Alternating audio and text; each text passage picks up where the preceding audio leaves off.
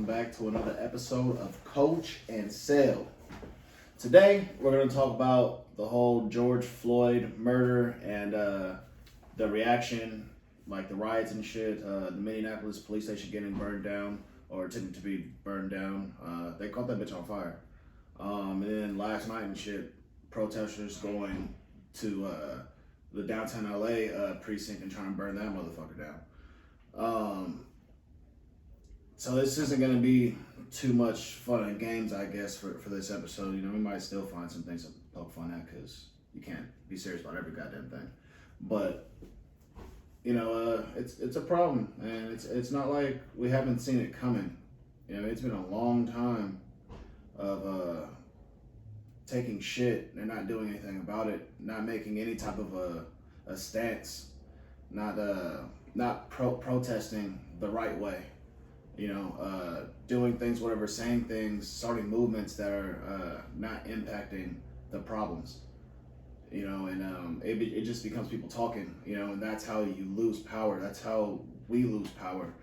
You know, we have to be a little smarter, whatever, less impulsive about the way that we approach things, the way that we're going to combat this stuff, because all they're going to do is point the camera at you, whatever, and make you look like the bad guy. You know what I mean? It's strategical. Everything they do is strategic. You know, as far as setting you up to make you look like the bad guy. You know what I mean? The government's always going to play angel. They're always going to play savior. You know, they're always going to play that role. That's not to say they are, but that's the role they play. That's what they try to get away with. And we allow them to do that whenever we have, not everybody, but we have those certain bad apples that go out and do rash things, you know, stealing from the local small businesses, you know, running it through Targets and Walmarts. Target and Walmart didn't kill George Floyd. You know what I'm saying? Grabbing TVs, looting stuff, that's not what happened, y'all. You know what I'm saying? This has nothing to do with it. But when we start doing things like that, then we start taking away from the actual narrative that we started, the whole protest, this whole outrage, you know, that whole act of being defiant and breaking shit. You know what I'm saying? In the first place, we changed it to, oh, look at the community looting and robbing and making businesses suffer. You know, that becomes a narrative. You know, it gets steered that way, and then all of a sudden we give them the right to start talking about martial law. We give them the right to start talking about curfew. We give them the right to have a certain amount of civilians. You know, people that weren't there were like, damn, like maybe we do need that because people are gonna go crazy. You guys are also scaring your fellow man and woman. You know, we don't want to. We want to do that. We need to do things the right way. You know. That at one time there was different protests, there was different marches going on where we had people walking around the street with guns. Nobody would get shot. You know, there wouldn't be a tussle with the police. Things were done right. I'm talking about the Black Panthers. You know what I'm saying? I'm talking about Malcolm X, his movement. You know, order. You know, show them that we're not as ignorant or whatever as they want to make us to be. Show them that we're not as out of control as they want to make us to be. Show them that we don't need to be controlled. You know, we continue to give that more power. You know, you wonder why they continue to get more support behind gun control, and again, they're talking about, you know, possible curfews, martial law. And they already got us all in the house. You know, coming out dressing the way they want us to dress and things like that. Whatever. I mean, how far are we gonna allow this to get out of hand? You know what I'm saying? How far are we gonna let it go? You know, it's not helping. That's kind of all I really have to say about it for right now. Yeah. And my take on it, the whole George Floyd thing. I mean, when it first happened, you got to think about, you know, why this man's life was taken. It was taken because of one police officer's hate for another ethnicity, period. That's all I can see. Not another person or another man's ethnicity. He did not follow protocol. There was no, you know, cause for alarm. There was no resisting. This man was handcuffed with two other officers on his back, and this officer had his knee in his neck. One other officer protecting the other three cowards that were doing this to this man. And that's why I call them cowards. All four of those officers were cowards. So the officer that put his knee on Mr. Floyd's neck, he's the biggest coward. and he committed murder. The other 3 officers, they're accessory to murder. No matter how you sum it up, no matter how you want to see it, oh, but they do a dangerous job. You know what? I didn't make you become a police officer. You chose to do that profession. Therefore, those police officers should have acted accordingly. Once you saw your fellow police officer doing wrong, incorrect procedures, it is your job to uphold the oath that you took when you put your hand on that Bible and raised your hand and took that badge. You should have then got your fellow officer in check because he took another man's life. And like I said, that hits home to me because the way I see it, that man was thrown on the ground in handcuffs and everything because of a forged check. A forged check, not armed robbery. No, it was a counterfeit $20 bill. Well, see, that's even worse. That's even worse. Yeah. You have armed robbery, murder, attempted robbery. You have brandishing weapons. This man did none of that, but he got his life taken. He got his life taken over a piece of paper. A piece of paper. Now, the repercussions from that is not just from Mr. Floyd. It's from the previous activities as well that's gone on throughout the years. People want to question, they want to throw in all these comments, and I'm going to say it right now. I have a few people that like to comment and want to bring up the black on black crime. Well, whites get killed by officers too. All right, let's separate that. Because yes, black on black crime exists. White on white crime exists. Those are called gang members and stupidity. We're not talking about that. We're not talking about how many white individuals get killed by police officers either, because those are white armed individuals. Did you hear what I just said? White armed individuals. These are people of color that are unarmed.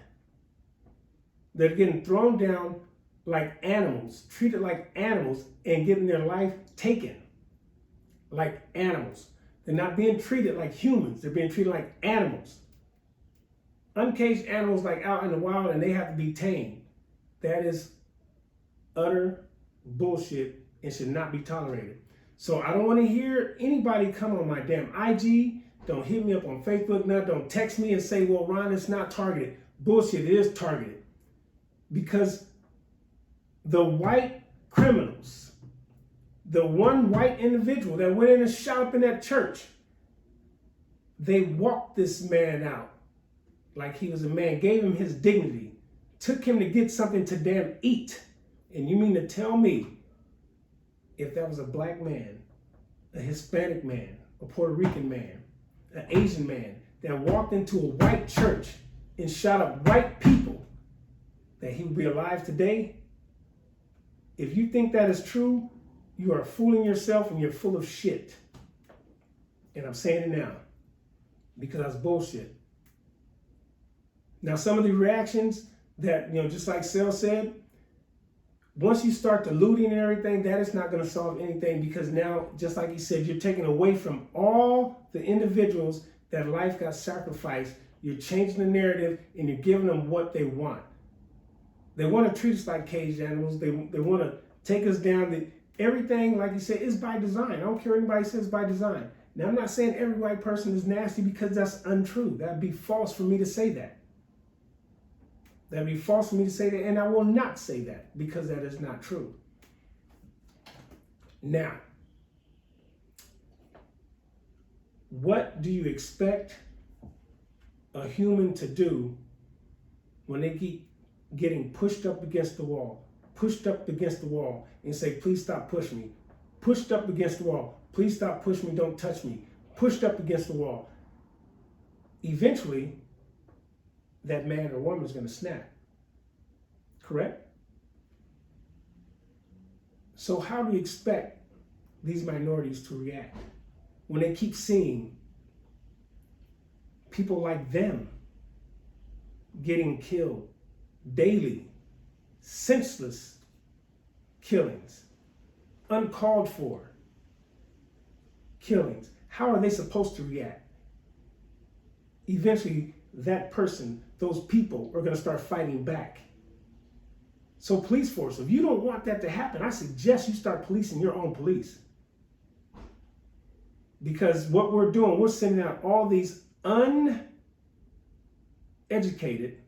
untrained individuals out into the streets.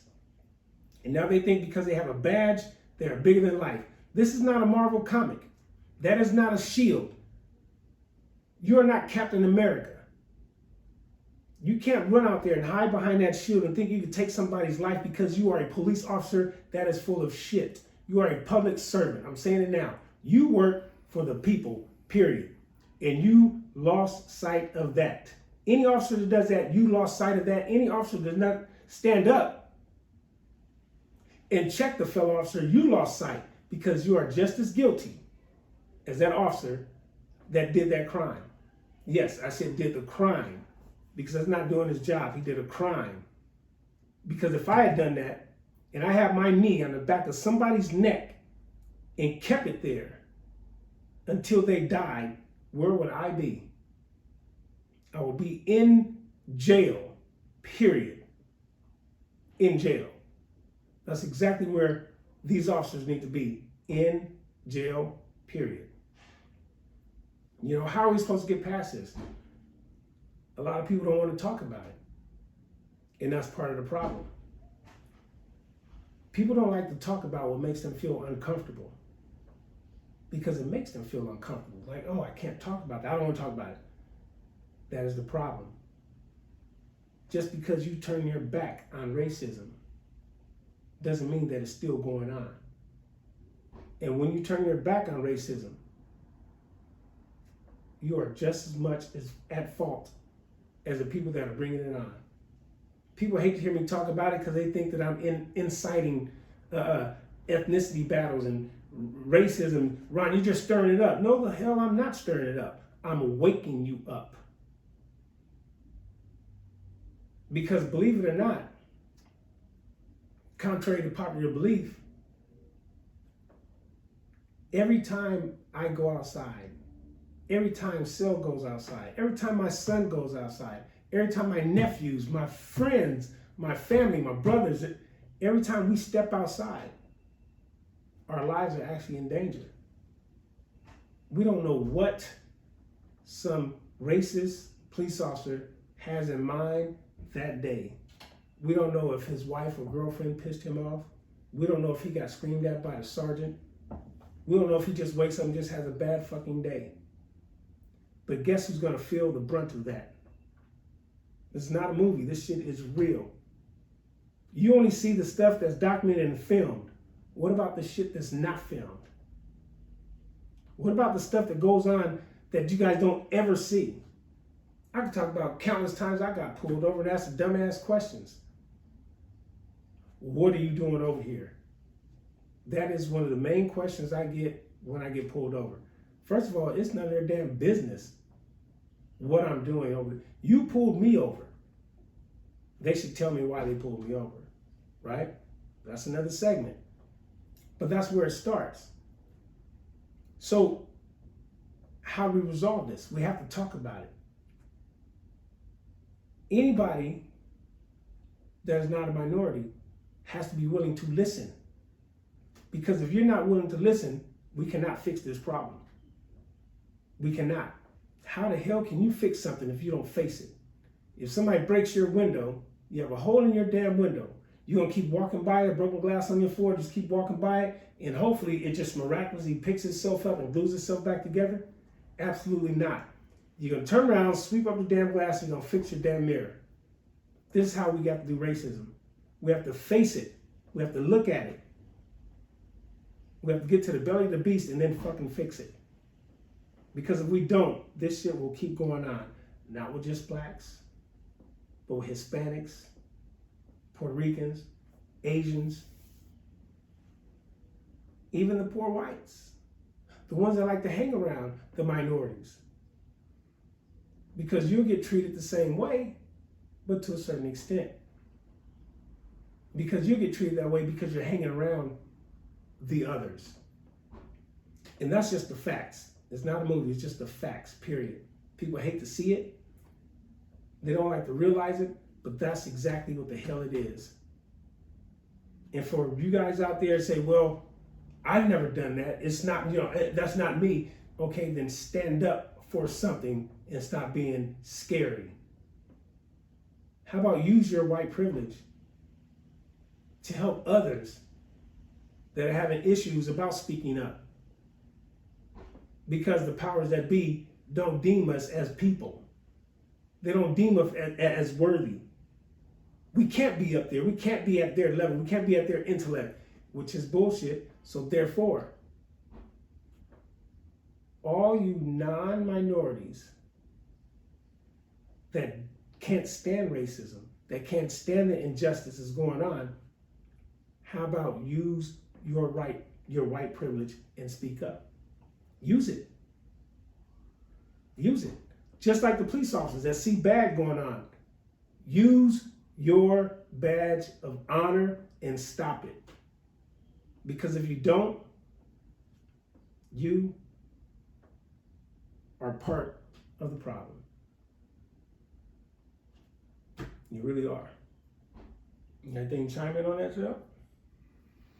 Just stop giving them power so they can stop changing the narrative. So we can keep it about what the issues are. We gotta attack it the right way, so with the right eyes, the right ears hear it. And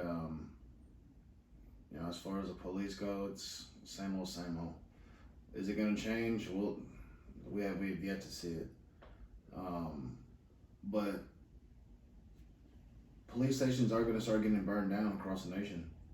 Eventually, we tried last night. It was a small group. I'm pretty sure it's pretty disorganized because it was just say like 100 of them. The pepper spray and all that shit went off, whatever, and half of them left. So as far as unity and who's out there for fucking attention, don't go out there with your phones and shit just trying to get views and trying to be popular or whatever. Because again, you're a part of the problem. Yes. You're changing the narrative.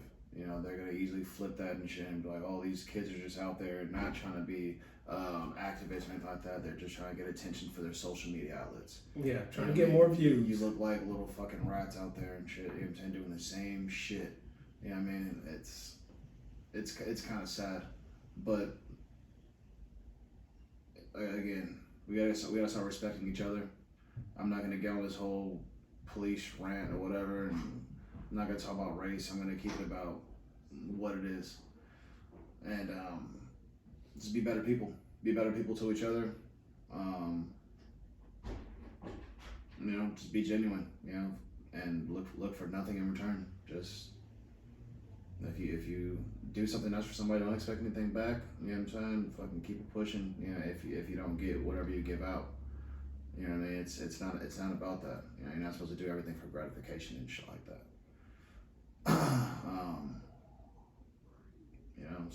Stay off the streets, yo. If you're not gonna do anything productive and help the cause, we don't need more thieves, getting caught on fucking camera and shit, and that gets, kind of, I get guilty by association because we're the same color, we're the same look-alike or whatever from afar.